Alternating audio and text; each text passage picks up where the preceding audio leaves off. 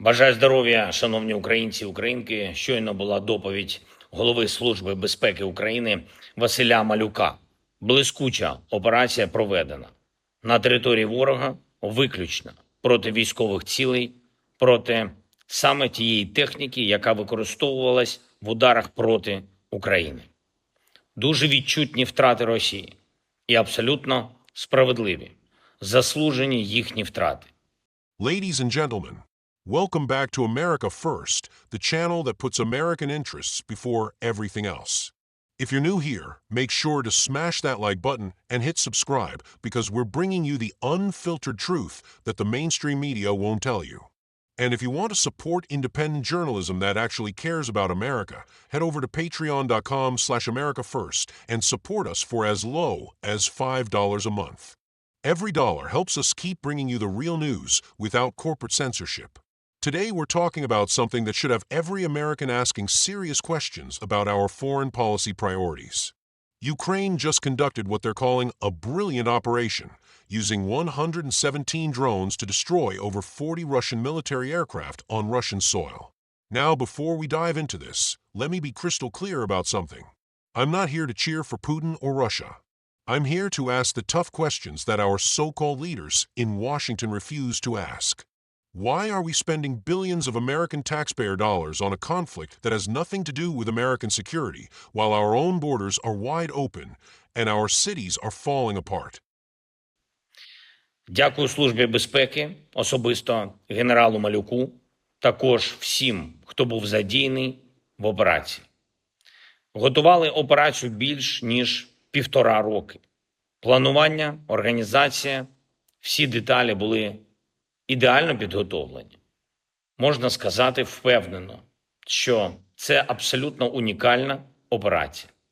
Найцікавіше, і вже зараз це можна говорити публічно, офіс нашої операції на території Росії знаходився безпосередньо поруч з управлінням ФСБ Росії в одній з їхніх областей.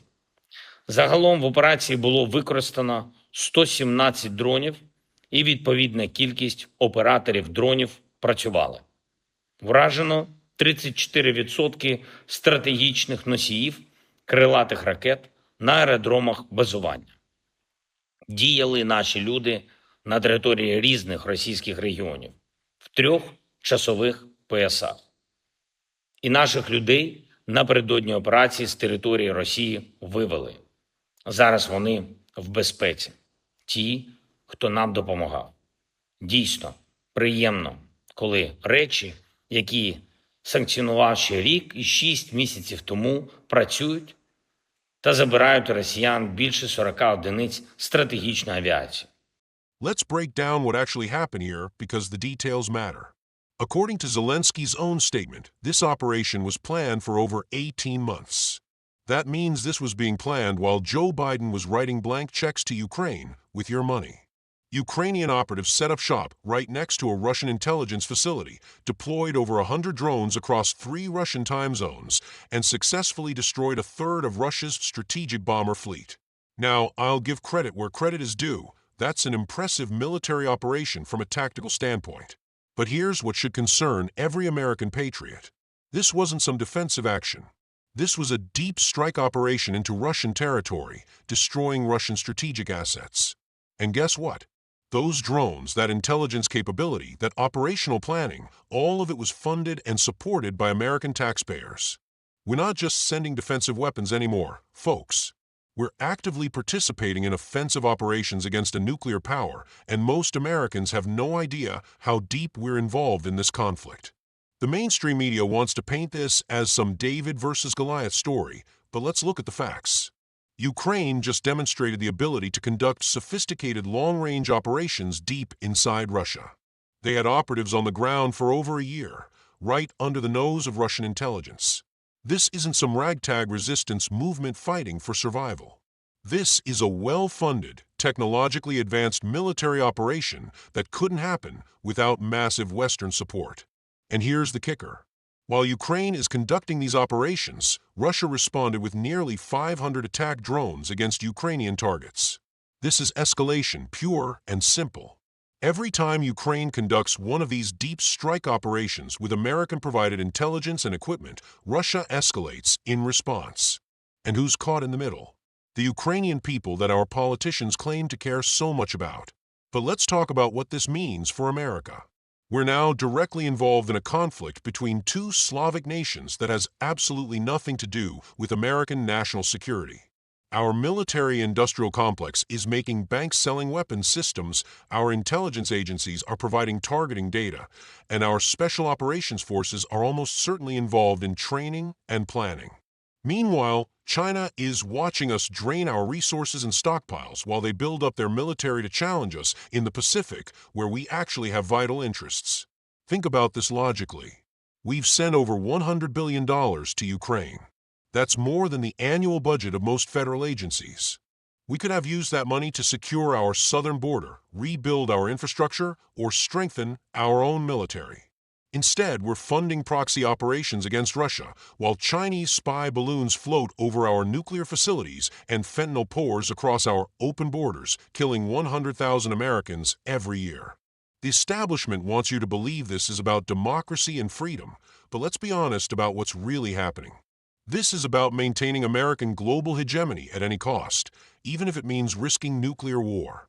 The same people who told us we needed to stay in Afghanistan for 20 years to fight terrorism are now telling us we need to fund Ukraine indefinitely to stop Russian expansion.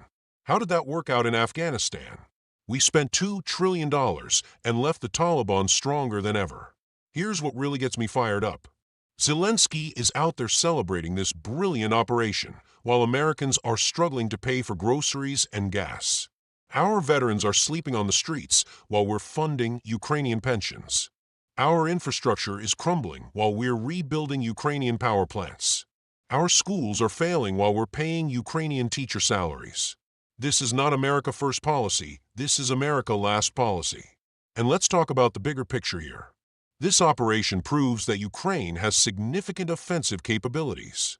So why exactly are we being told that Ukraine is on the verge of collapse without more American aid? If they can plan and execute sophisticated operations like this, maybe they're not as desperate as our politicians claim. Maybe this is about something other than Ukrainian survival. The reality is that Ukraine has become a money laundering operation for the military-industrial complex and the Washington establishment. Defense contractors make billions, politicians get their campaign contributions, and lobbyists get rich, while American taxpayers foot the bill. Meanwhile, working-class Americans are told there's no money for border security, no money for infrastructure, no money for healthcare, but somehow there's always money for more Ukrainian aid packages. Now, I'm not saying we should abandon our allies or ignore international threats, but we need to be smart about our priorities. China is our real strategic competitor. They're building artificial islands in the South China Sea, stealing our technology, manipulating our currency, and preparing for a potential invasion of Taiwan.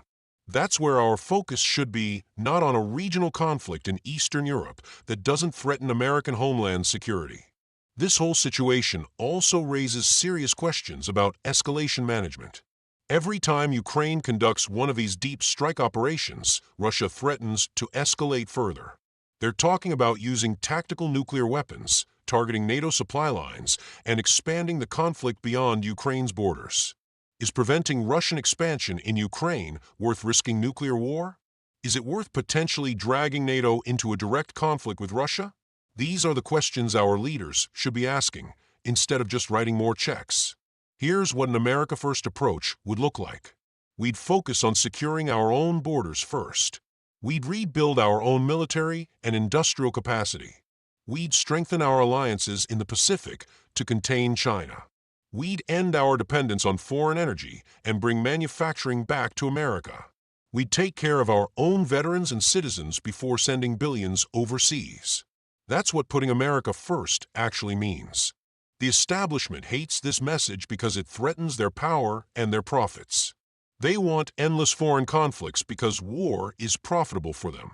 They want America to be the world's policeman because it justifies massive defense budgets and keeps the money flowing to their corporate donors. But that's not what the American people want, and it's not what's best for America. Look, I understand the humanitarian concerns about Ukraine. Nobody wants to see innocent people suffer. But our first responsibility is to the American people who elected us and pay our taxes. We can support Ukraine diplomatically, we can provide humanitarian aid, we can work through international organizations to find peaceful solutions. But we shouldn't be funding offensive military operations that risk escalating into a much larger conflict.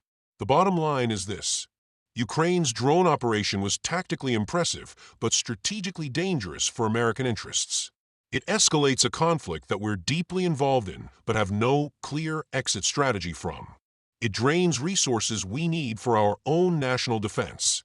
And it risks dragging us into a direct confrontation with a nuclear power over issues that don't directly threaten American security.